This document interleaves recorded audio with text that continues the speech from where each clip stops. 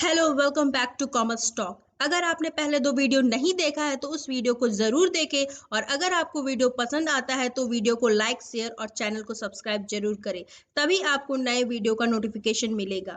पहले दो वीडियो में मैंने आपको बेसिक टर्म्स ऑफ अकाउंटेंसी बताई है। आज इस वीडियो का पार्ट थर्ड है। इस वीडियो में मैं आपको असेट्स, रिसिप्ट और उसके टाइप्स के बारे में डिस्कस करूंगी।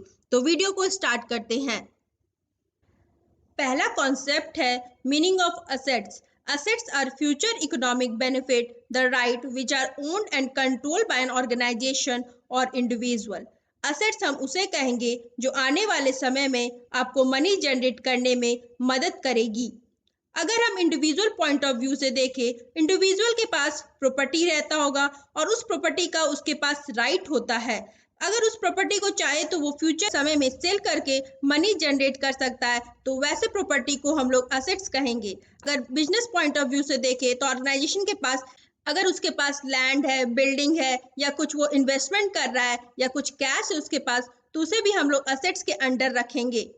सपोज ये एक फर्नीचर का बिजनेस है और इस बिजनेस में लकड़ी का सामान रहता होगा, तो अगर बिजनेसमैन उस लकड़ी को सामान के बेच के फ्यूचर में अगर मनी जनरेट करता है तो उसे हम असेट्स कहेंगे। इन शॉर्ट हम लोग कह सकते हैं असेट्स एक रिसोर्स है जो आने वाले समय में हमें मनी जनरेट करने में मदद करती है।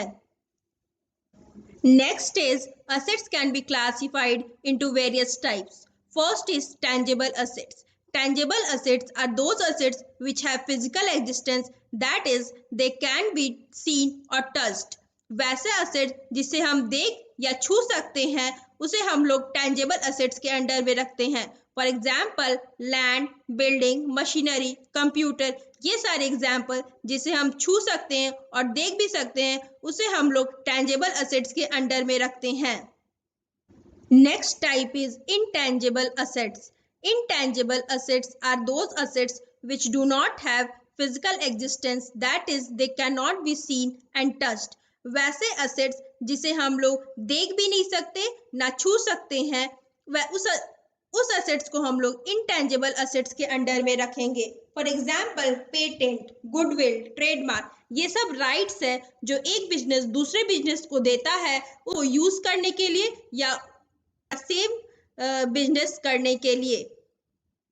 तो ये सब जिनका फिजिकल एग्जिस्टेंस है ना जिसे हम देख सकते हैं उसे भी हम लोग एसेट्स कहेंगे, लेकिन किसके अंडर में रखेंगे? इनटेंजिबल एसेट्स के अंडर में रखेंगे। Next is fixed assets. Fixed assets are those assets which are acquired not with the purpose to resell but to increase the earning capacity of the business. वैसे asset जिसे हम लोग resale के लिए नहीं लेकिन अपने बिजनेस के अर्निंग कैपेसिटी को इंक्रीज करने के लिए यूज करते हैं उसे हम लोग फिक्स्ड एसेट्स कहेंगे, जो हमें लॉन्ग टर्म बेनिफिट देता है।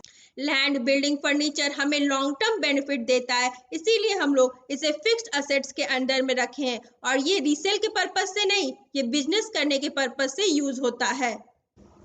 Next is current assets. Those assets which are retained in the business with the purpose to convert them into cash within a short period, say 1 year, is termed as current assets. वैसे assets जो business में हम लोग short period के लिए रखे हैं और जिसे हम लोग इजिली कन्वर्ट कर सकते हैं कैश में, उसे हम लोग करेंट असेट्स के अंडर में रखेंगे।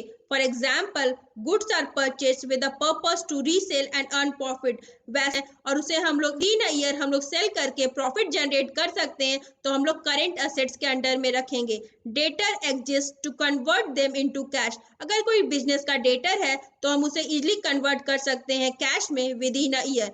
तो करेंट असेट लंबे समय के लिए नहीं पर 1 साल के अंदर में ही हम लोग इजिली उसे कन्वर्ट कर सकते हैं कैश में, उसे हम लोग करेंट असेट्स के अंडर में रखेंगे। Next is liquid assets. Those assets which are either in the form of cash or can be converted into cash within a very short period. वैसे assets जो कैश के फॉर्म में है और जो शॉर्ट पीरियड में कैश में convert हो सकते हैं उसे हम लिक्विड assets कहेंगे। For example cash, bills receivable जो इजिली कन्वर्ट हो सकते हैं कैश में with in a very short period. Next is fictitious assets. Those assets which are neither tangible assets or intangible assets but represent loss or expense and yet to be written off. वैसे assets ना जो tangible के under आते हैं और ना ही intangible के under. Fictitious assets वैसे एसेट्स को कहते हैं जिसका खर्च हमें आने वाले सालों में भी बेनिफिट देता है। ये एक खर्च है जिसे आने वाले ईयर्स में हम एक्सपेंस मानकर राइट ऑफ करते हैं। For example advertisement expense. Advertisement expense क्यों करते हैं? सेल्स को इंक्रीज करने के लिए। अगर कंपनी कोई एडवर्टाइजमेंट एक्सपेंस की है तो 1 साल से ज़्यादा के लिए बेनिफिट देती है और इसका कॉस्ट ज़्यादा होता है। अगर हम 1 साल में पूरा एक्सपेंस दिखा देंगे तो कंपनी को लॉस हो जाएगा, जबकि जो एक्सपेंस किए हैं वो तो आने वाले सालों में भी बेनिफिट देगी, इसलिए ये एक्सपेंस को आने वाले सालों में भी पार्ट बाय पार्ट एक्सपेंस मानकर राइट ऑफ करते हैं। Next example is deferred revenue expenditure. Deferred revenue expenditure भी फिक्टिशियस एसेट जैसा ही है। रेवेन्यू जो यूज हुआ है एडवर्टीजमेंट में जिसका बेनिफिट आने वाले सालों के लिए होता है, वैसे एक्सपेंडिचर को डिफर्ड रेवेन्यू एक्सपेंडिचर कहते हैं। Debit balance of profit and loss, ये भी एक फिक्टिशियस एसेट्स है जिसे हम लोग लॉस मानते हैं और राइट ऑफ करते हैं आने वाले सालों में। Next concept is meaning of receipt. Receipt is the amount received और receivable for selling of assets, goods and services. Receipt हम उसे कहेंगे अगर हम सामान बेचते हैं या सर्विस को सेल करते हैं और उससे जो हमें पैसा मिलता है उसे हम रिसिप्ट्स कहेंगे। For example sale of land and building for 10 lakhs। अगर कोई हम लैंड या बिल्डिंग बेचे हैं 10 लाख का और उससे जो हमें पैसा मिला है उसे हम रिसिप्ट्स कह सकते हैं। Second is revenue received from sale of goods to customer. अगर कोई सामान हम कस्टमर को बेचते हैं और उससे जो हमें पैसा रिटर्न में मिलता है उसे हम रिसिप्ट्स कहेंगे। रिसिप्ट्स एक पीस ऑफ पेपर है या इलेक्ट्रॉनिक डॉक्यूमेंट कह सकते हैं जिसमें लिखा रहता है सेलर को पैसा मिल चुका है जो सामान उसने बेचा है। Next is type of receipt. First is capital receipt. Capital receipt are business receipt which are not related to the day-to-day business activities of a company. They occur occasionally and provide benefit for a longer period of time.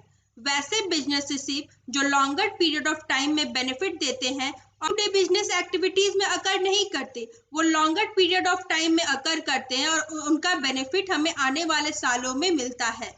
For example sale of fixed assets. अगर हम कोई fixed assets को बेचे हैं, for example land building को बेचे हैं, तो उससे जो पैसा मिला है उसे हम लोग कैपिटल रिसिप्ट के अंडर में रखेंगे क्योंकि वो हमें लॉन्गर पीरियड ऑफ टाइम में बेनिफिट देगा।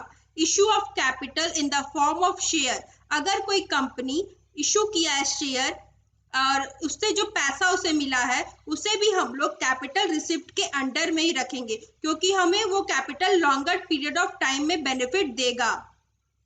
Next type is revenue receipt. Revenue receipt are realized from day-to-day business activities of a company. वैसे revenue receipt जो हमें day to day business activities से मिल रहा है उसे हम लोग रेवेन्यू रिसिप्ट के अंडर में रखेंगे।